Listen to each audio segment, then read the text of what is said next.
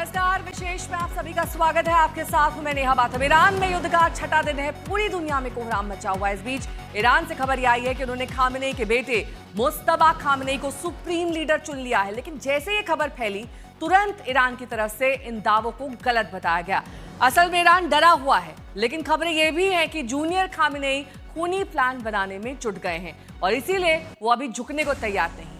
इस बीच बड़ी खबर यह है कि अमेरिका और इजराइल के हमलों में ईरान के मरने वालों की संख्या बढ़ गई है। अब तक इन हमलों में 1230 लोगों की जान जा चुकी है। ईरान में 6000 से ज्यादा लोग घायल हुए हैं। छठे दिन ईरान में मरने वालों का आंकड़ा बढ़ गया है। अब तक 1230 लोगों की मौत हो चुकी है।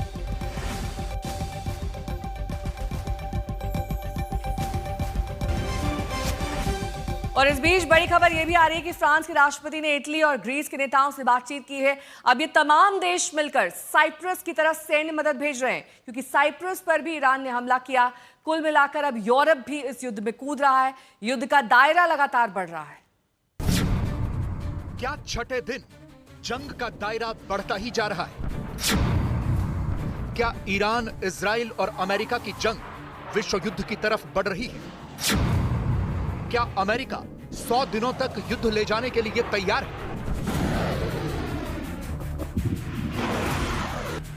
ईरान पर इजराइल और अमेरिका के हमलों का छठा दिन है और ईरान अभी भी झुकने को तैयार नहीं है, बल्कि अब तो लगातार जंग का दायरा बढ़ता ही जा रहा है।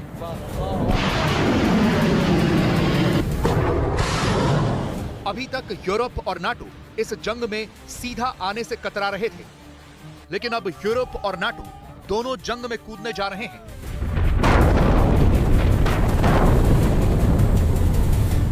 अभी तक अमेरिका और इजराइल ने ईरान पर संयुक्त हमले किए। जवाब में ईरान ने मिडिल ईस्ट के अलग अलग देशों में मौजूद अमेरिका के मिलिट्री बेसिस पर हमले किए। ईरान के सपोर्ट में लेबनान से हिजबुल्लाह ने भी इजराइल पर रॉकेट दागे। कतर, बहरीन, यूएई, सऊदी अरब तक ईरान के हमले हुए। लेकिन आज ईरान के हमलों की जद में अजरबैजान भी आ गया। ईरानी ड्रोन ने अजरबैजान के नक्शिबन इंटरनेशनल एयरपोर्ट पर हमला किया।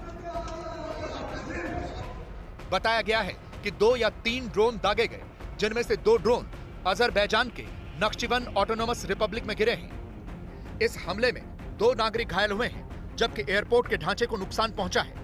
नक्शिबन ईरान की सीमा से सिर्फ 10 किलोमीटर दूर है, इसलिए रूट सीधा था।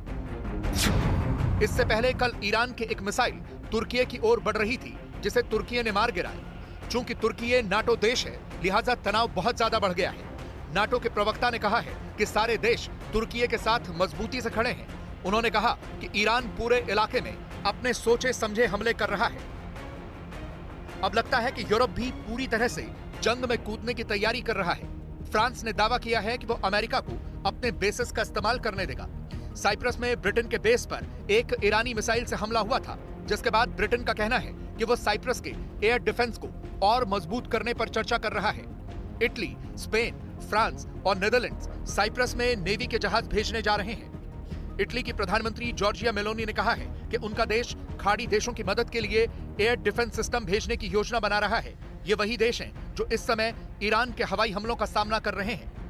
नाटो के जनरल सेक्रेटरी मार्क रूटे का बयान आया है कि ईरान यूरोप के लिए भी बड़ा खतरा बन रहा है। ट्रंप पहले ही कह चुके हैं कि जर्मनी ईरान पर हमला करने में उनकी मदद कर रहा है। तो कुल मिलाकर यह साफ दिख रहा है कि अब इस युद्ध का दायरा लगातार बढ़ता जा रहा है और इसे वर्ल्ड वॉर क्यों न माना जाए। जब अमेरिका खुद कह रहा है कि सेकंड वर्ल्ड वॉर के बाद पहली बार किसी टॉर्पीडो से कोई नेवी शिप डुबोया गया।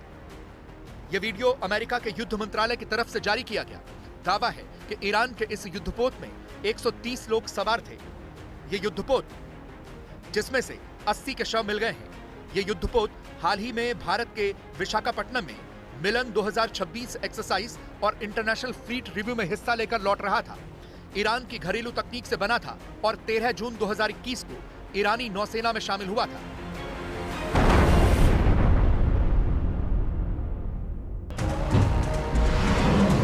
अब सवाल है कि यह युद्ध कब तक चलेगा। क्या युद्ध लंबा खींचेगा? क्योंकि जो खबरें आ रही हैं उनके मुताबिक अमेरिका युद्ध को लंबा खींचना चाह रहा है। यूएस सेंट्रल कमांड पेंटागन से रिक्वेस्ट कर रहा है कि वो टेम्पा फ्लोरिडा में अपने हेडक्वार्टर में और ज्यादा मिलिट्री इंटेलिजेंस ऑफिसर भेजे ताकि कम से कम 100 दिनों के लिए ईरान वॉर ऑपरेशंस को सपोर्ट किया जा सके। यानी खुद अमेरिकी सेंट्रल कमांड कह रही है कि ये युद्ध अगले 100 दिन तक तो चलेगा ही। दूसरी तरफ अमेरिकी वेबसाइट पॉलिटिको का दावा है कि ये युद्ध सितंबर तक चल सकता है। उधर ईरान भी पीछे हटने को तैयार नहीं है। भारत में ईरान के राजदूत मोहम्मद फताली का कहना है कि ईरान अमेरिका से बातचीत के लिए तैयार नहीं है क्योंकि बातचीत को अमेरिका ने तबाह किया है। Is Iran ready for any kind of negotiations with US? Up to now, no, because we were in the negotiation table.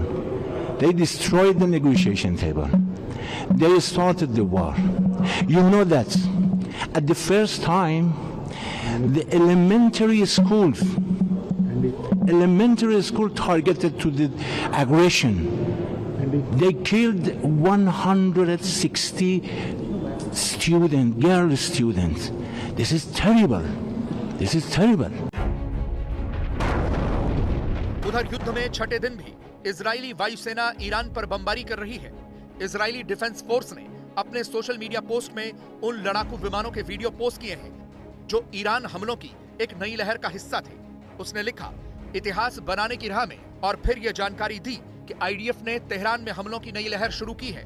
उसने यह भी कहा है कि बड़े पैमाने के इस हमले का मकसद पूरे ईरान में ईरानी आतंकी शासन के बुनियादी ढांचे को निशाना बनाना है। इजराइल और अमेरिका लगातार ईरान के मोबाइल मिसाइल लॉन्चर्स को तबाह करने में जुटे हैं। इजरायली सेना ने वीडियो जारी कर दावा किया है कि उसने ईरान के कोम इलाके में एक आर्म्ड बैलिस्टिक मिसाइल लॉन्चर पर हमला किया और उसे तबाह कर दिया। यह इजराइल पर हमला करने के लिए तैयार था। साथ ही इस्फहान में एक ईरानी एरियल डिफेंस सिस्टम पर भी हमला किया गया। अमेरिका का दावा है कि उसने ईरानी सरकार के ड्रोन लॉन्च 73% और बैलिस्टिक मिसाइल लॉन्च 86% तक कम कर दिए हैं। लेकिन सवाल यह है कि रूस और चीन अब इस युद्ध में क्या करेंगे? क्या बाहर रहकर ईरान की बर्बादी का तमाशा देखेंगे या फिर वो इस युद्ध में शामिल होंगे? रूस फिलहाल तुरंत युद्ध बंद करने और बातचीत की मेज पर जाने की अपील कर रहा है। The attacks by the US and Israel have been an outrageous violation of the norms of morality and the norms of international coexistence, the international law, and are unacceptable. We have called on them to stop the attacks immediately and return to the diplomatic table and the negotiation. आज तक bureau. और इस युद्ध की वजह से middle east में 14 देशों की 30,000 से ज्यादा फ्लाइट्स पिछले 6 दिन से कैंसिल हो गई हैं। सारों पैसेंजर्स पूरे मिडिल ईस्ट के अलग अलग एयरपोर्ट्स पर फंसे हुए हैं। हमारे संवाददाता अशरफ वानी जॉर्डन पहुंचे। जॉर्डन लेबनान और इजराइल बॉर्डर पर बसा एक देश है जिस पर ईरान ने मिसाइल अटैक किया था। वहां एयरपोर्ट पर क्या हालात है, अशरफ वानी की रिपोर्ट देखिए। अमेरिका, इजराइल और ईरान के बीच युद्ध का आज छठा दिन है। खाड़ी के सभी देश इस युद्ध से बुरी तरह प्रभावित हुए हैं और सबसे ज्यादा असर अगर किसी क्षेत्र पर पड़ा है तो वो है एविएशन सेक्टर। उड़ानें बिल्कुल ठप हैं, खासतौर से अगर हम दोहा की बात करें, जहां पर सबसे ज़्यादा दुबई और दोहा जो दुनिया के सबसे ज़्यादा ट्रांजिट पॉइंट से मुसाफिरों के लिए, वहां पर सबसे ज़्यादा उड़ानें रद्द हो रही हैं और हज़ारों की तादाद में इन दो एयरपोर्ट्स पर यानी दोहा और दुबई में और अबू धाबी में मुसाफिर अभी भी फंसे पड़े हैं। अलग अलग देशों ने बड़े पैमाने पर अभियान चलाए हैं जिसमें भारत भी शामिल है, ताकि लोगों को जो कि फंसे पड़े हैं उनको किस तरह से निकाला जाए। यही हाल यूरोप के देशों का भी है, खासतौर से अगर ब्रिटेन की बात करें जिनके काफ़ी नागरिक खाड़ी के अलग अलग देशों में फंसे पड़े हैं, उनकी तरफ से भी एक बड़ा अभियान अब रेस्क्यू का और लोगों को निकालने का चल रहा है।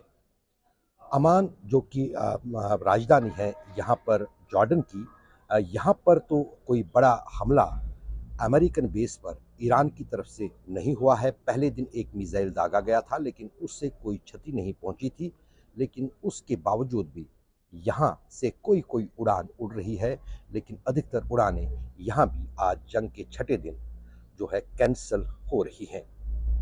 इस बीच संकट जो ये बना है पूरे खाड़ी के देशों में, खासतौर से उनकी इकोनॉमी प्रभावित हुई है, न सिर्फ एविएशन बल्कि साथ ही साथ जो तेल का आवाजाही है या तेल की ट्रांसपोर्टेशन है उस पर भी बहुत बड़ा असर पड़ा है। अगर जंग की बात करें तो खासतौर से यहीं पर जो जंग का अखाड़ा है, क्योंकि लेबनान और इजराइल के बीच में बहुत ज़्यादा युद्ध की परिस्थिति बनी हुई है। इस बीच भारत की सबसे बड़ी चिंता यह है कि इस युद्ध की वजह से भारत की ऊर्जा जरूरतों का क्या होगा, क्योंकि ईरान ने स्ट्रेट ऑफ हॉर्मुज को ब्लॉक कर दिया है, जहां से भारत की ऊर्जा जरूरतों का बड़ा हिस्सा आता है। सवाल यही कि क्या भारत का तेल खत्म होने वाला है। हालांकि सरकारी सूत्र बता रहे हैं कि ऊर्जा जरूरतों के हिसाब से भारत की स्थिति ठीक है। एलपीजी या एलएनजी की कोई कमी नहीं है और दुनिया में कच्चे तेल की भी कोई कमी नहीं।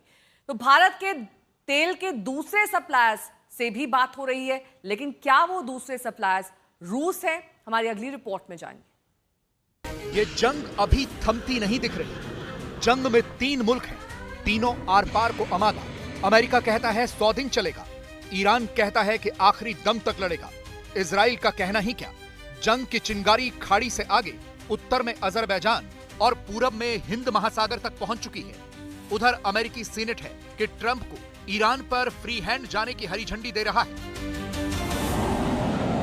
ऐसे में यह आशंका बढ़ गई है कि ईरान जंग में हॉर्मुज की खाड़ी से तेल गैस की सप्लाई फिलहाल तो सुचारू नहीं हो सकती, क्योंकि ब्लूमबर्ग के डेटा की माने तो 28 फरवरी को हॉर्मुज से कुल 44 जहाज बाहर जा रहे थे, जिसमें 24 तेल टैंकर और 6 गैस टैंकर थे।